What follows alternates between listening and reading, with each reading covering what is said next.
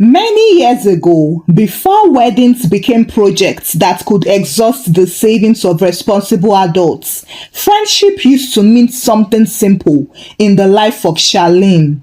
Charlene lived in Nairobi. She worked in an old office near Upper Hill where the elevators were for decoration and the air conditioner behaved like a civil servant who had already decided to retire emotionally.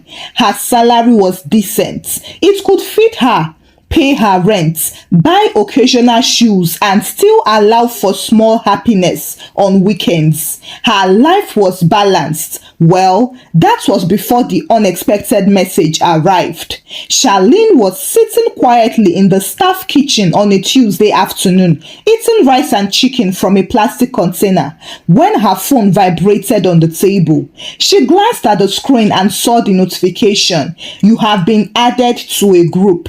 She clicked on it. The group name was the Bridal Queens. Charlene frowned slightly because group chats have destroyed many peaceful lives in Africa before. She opened it and the first message appeared immediately. "Ladies, welcome to the Bridal Squad." Another message followed. "Thank you all for accepting to stand with our beautiful bride." Charlene scrolled upward carefully. Then she saw the name, Nalia. Her face lit up instantly. Nalia was her university friend, a beautiful, cheerful lady. During their campus years, Nalia had been famous for two things: excellent grades and dramatic love stories. Charlene typed immediately, "Nalia, you're getting married?" Within seconds, Nalia replied, "Yes, my dear," with a flood of emojis, rings, hearts, champagne bottles, and flowers. Charlene smiled. Marriage is good news, especially when it is happening to your friend.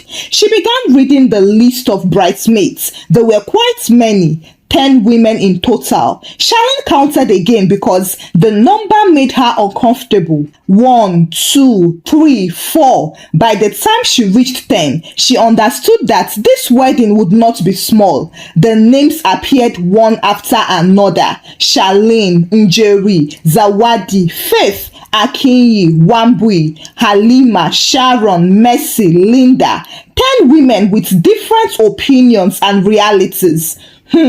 This combination was capable of producing serious confusion. The group suddenly came alive. A message appeared from a woman named Zawadi. "Ladies, I am so excited for this journey." Another message from Njeri followed immediately. "We must make this wedding unforgettable." Charlene read the messages slowly while chewing her rice. Another message arrived. Someone wrote, "Bride Tribe Energy." Several people sent dancing emojis after that.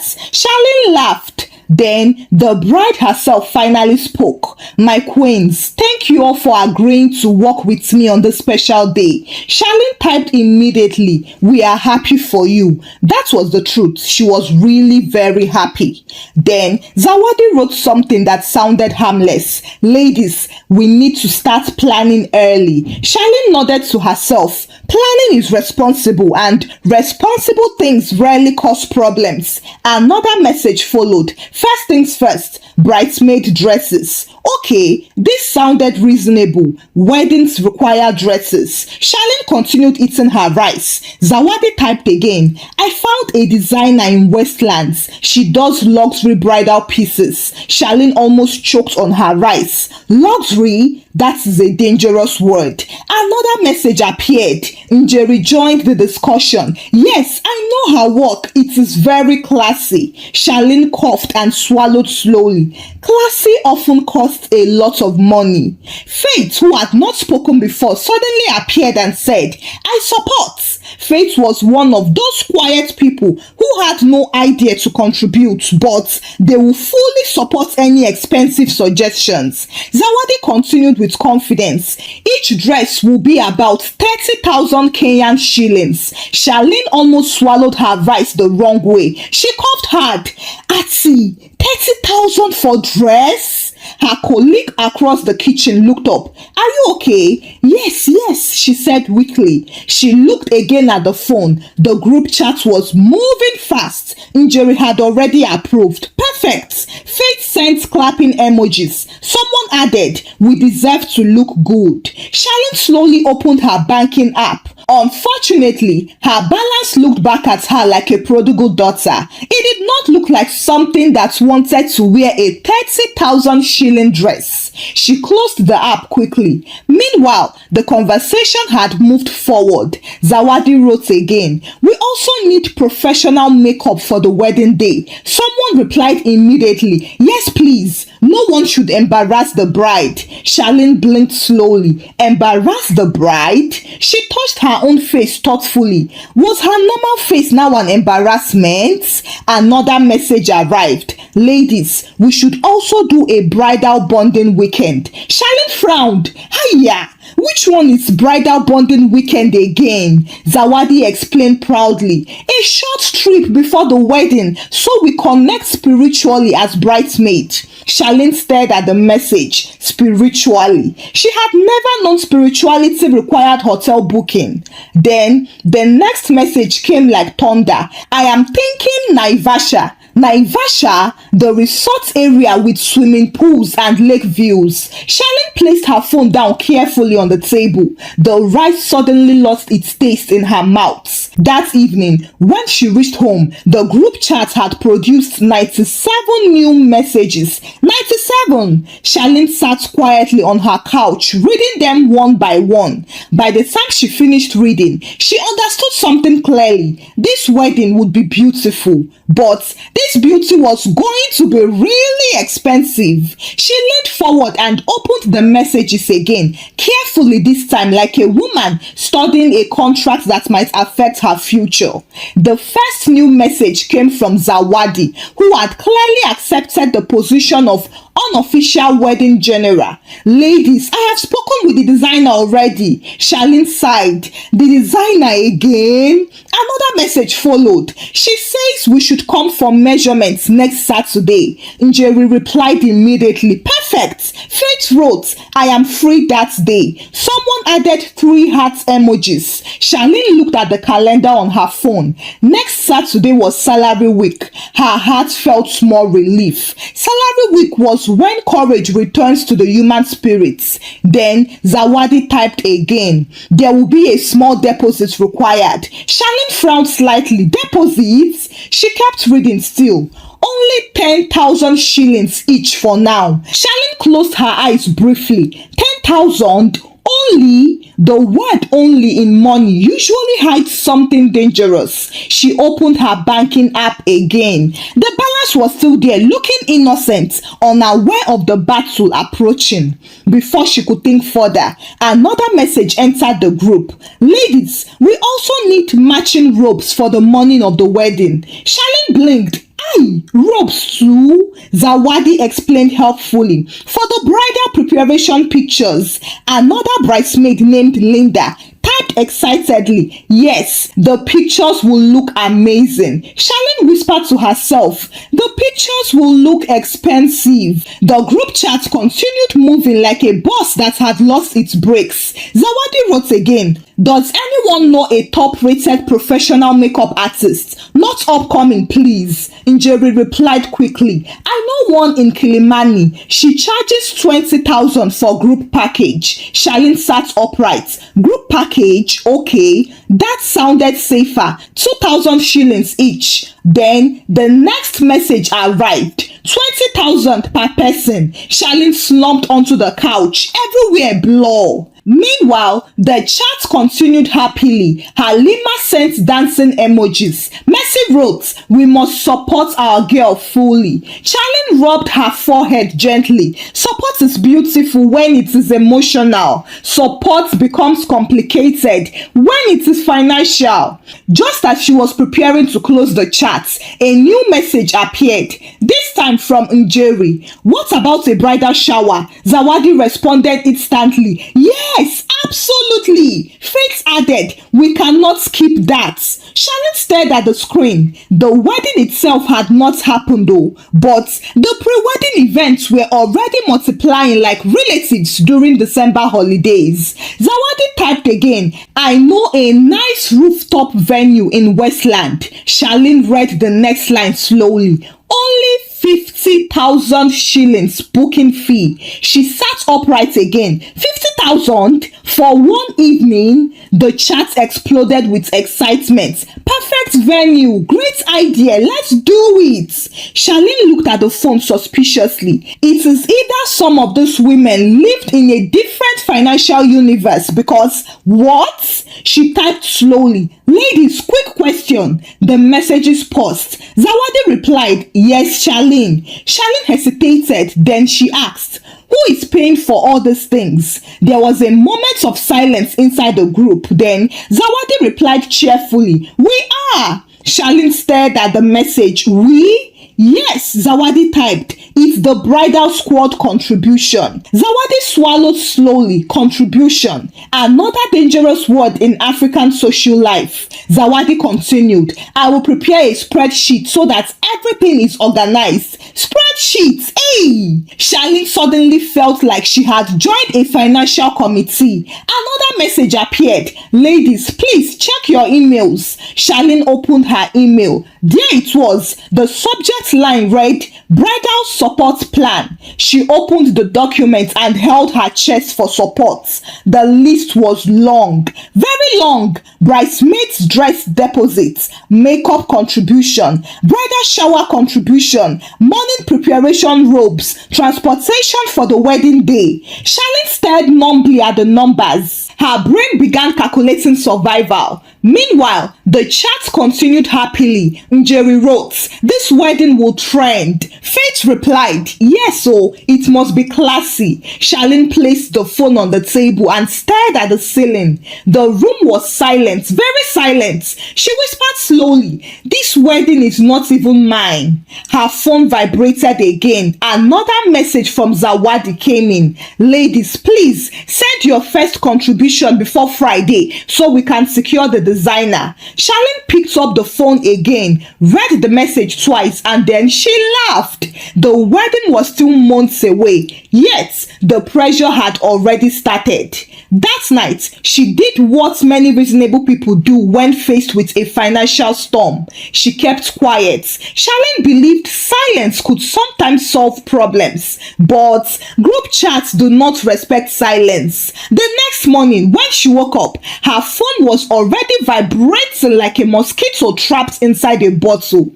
23 new messages appeared. Charlene opened the chat cautiously. Zawadi had sent a cheerful reminder. Ladies, please remember the dress deposit by Friday. Then Njeri had added something new. I spoke to a nail technician who does bridal sets. Charlene sat up in bed slowly. Nails? The list had reached nails. Another message followed. Each person will pay 10,000 shillings. Charlene stared at the screen carefully.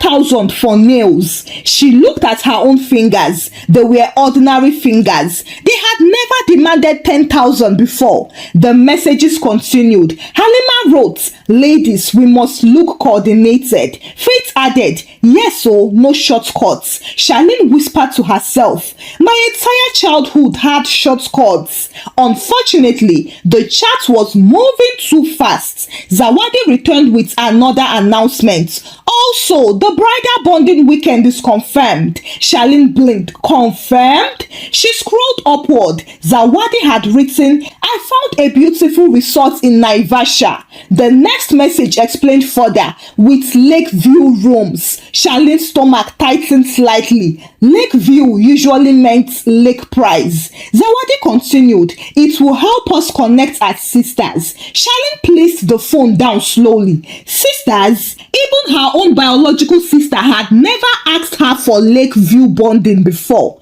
The phone vibrated again. Another message entered. Each person contributes 15,000 shillings. Charlene picked the phone up again. She read the message once, then again. Then she opened her banking app. The balance stared back at her peacefully. Charlene imagined the numbers shrinking one by one like soldiers leaving a battlefield. Meanwhile, the chat continued with excitement. Njeri typed, "Girls, this will be unforgettable." Faith sent 10 dancing emojis. Someone wrote, "This wedding will trend for months." Charlene closed the app carefully. She stood up from the bed, walked to the kitchen, poured herself water and drank it slowly. Then she whispered to the empty kitchen, "This wedding is fighting me." The phone vibrated again. A new message entered. Zawadi had shared the spreadsheet updates. Charlene opened it. Her name appeared in the first column. Beside it were numbers, deposits, contribution, and estimated costs. Charlene's eyes widened slowly. The total looked like a small car money. She sat at the table quietly. For several minutes, she said nothing. Then the phone vibrated again. Another message appeared in the group. "Ladies, please send your confirmation." Zawadi continued typing. "We must move quickly." Njeri added, "Yes, please, let's be serious." Faith followed. "Commitment is important." Charlene stared at the screen in disbelief. Then she picked up the phone. For a minute, her fingers hovered around the keyboard. Then she typed, "Ladies." The chat paused. Messages stopped arriving. Someone replied, "Yes, Charlene." Charlene looked at the screen for a moment. Then she typed slowly, "This wedding is becoming expensive." There was silence for 5 full minutes. Complete silence. For the first time since the group had started, nobody replied immediately. The typing indicator appeared, then disappeared. Finally, Njeri responded, "It is once in a lifetime." Faith added quickly, "Yes, we must support our girl." Zawadi followed, "Exactly, it is about love." Charlene read the messages carefully. Then she typed again. Her message this time was very blunt. "I am saying this because I am broke." The chat froze completely. No emojis came in. 5 minutes passed.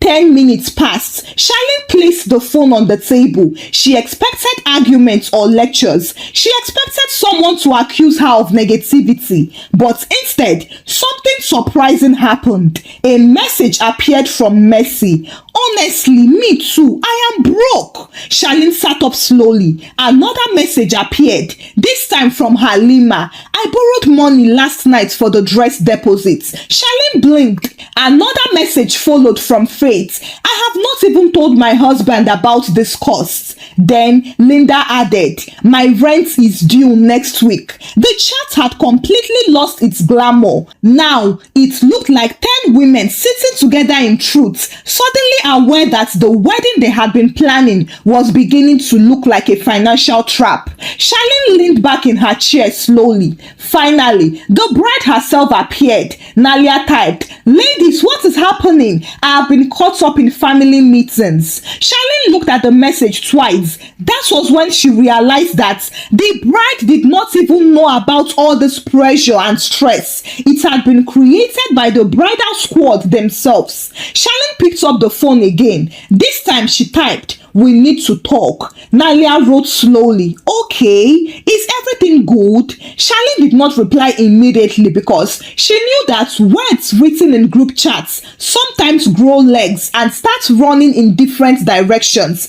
Instead, she typed, "Maybe we should meet in person." There was another pause. Then Zawadi replied, "That might be a good idea." It was the first time Zawadi had sounded unsure since the group began. A meeting was arranged for Saturday afternoon at a cafe in Kilimani. Charlene arrived first. She sat near the window and watched the road outside. Nairobi traffic moved without urgency like a tired snake.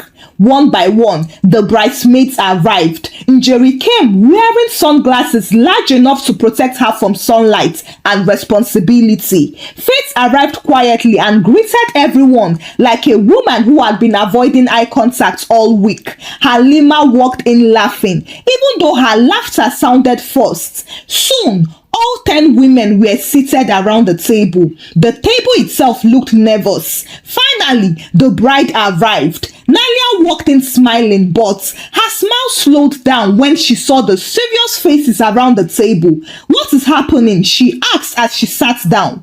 Charlene looked around the table and the 9 women looked back at her as if she had been elected to speak for the nation. She cleared her throat and began, "Nalia, do you know how much money we are spending on this wedding?" Nalia blinked. "What money?" The table became quiet. Zawadi shifted slightly in her chair. Charlene took a deep breath and continued, "Your bridesmaids have a spreadsheet." Nalia frowned. "A spreadsheet?" Zawadi pulled out her phone reluctantly and said, "Yes, for organization." Nalia leaned forward. "Let me see." Zawadi turned the phone toward her. Nalia studied the list. Her eyebrows rose slightly higher. Then she leaned back in her chair. "This is a lot." Charlene nodded. "That is what we were trying to say." Nalia looked around the table again. "You all are paying for these things?" Nobody answered immediately. Finally, Mercy spoke. "Yes,"